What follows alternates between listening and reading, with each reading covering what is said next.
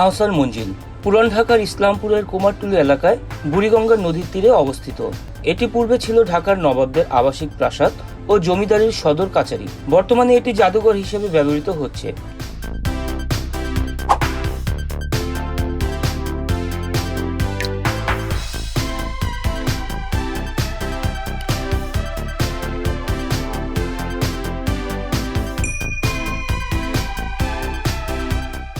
এর প্রতিষ্ঠাতা নবাব আব্দুল গনি। তিনি তার পুত্র খাজা আহসানুল্লাহর নামানুসারে এর নামকরণ করেন।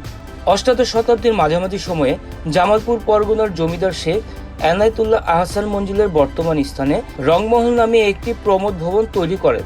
পরবর্তীতে তার পুত্র শেখ মহিতুল্লাহ রংমহলটি ফরাসি বণিকদের কাছে বিক্রি করে দেন। বাণিজ্য কুঠি হিসাবে এটি দীর্ঘদিন পরিচালিত ছিল। এরপরে 1830-এ বেগম বাজারে বসবাসকারী নবাব আব্দুল গনির পিতা খাজা আলিমুল্লাহ এটি ক্রয় করে বসবাস শুরু করেন।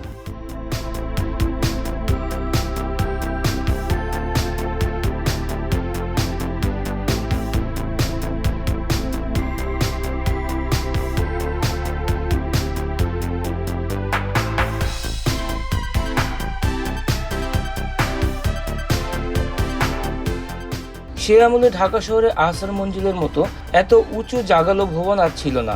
এর প্রাসাদ ও পরি গম্বুজটি শহরের অন্যতম চূড়া হওয়ায় তা বহুদূর থেকেও সবার দৃষ্টি আকর্ষণ করত। 1897 সালে 12 জুন ঢাকার ভূমিকম্প আঘাত হানলে আহসান মঞ্জিলের ব্যাপক ক্ষয়ক্ষতি হয়। এই প্রাসাদের ছাদের উপর সুন্দর একটি গম্বুজ আছে। এই সময়ে এই গম্বুজের চূড়াটি ছিল ঢাকা শহরের সর্বোচ্চ। ত্রিতরুণ বিশিষ্ট প্রবেশদ্বারও দেখতে সুন্দর।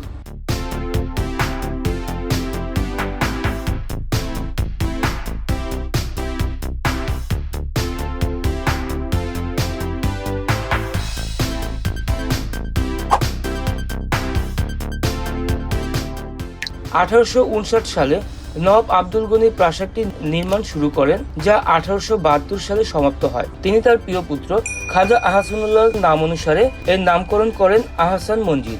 ওই যুগে নবনির্মিত প্রাসাদ ভবনটি রংমহল ও পুরাতন ভবনটি অন্দরমহল নামে পরিচিত ছিল।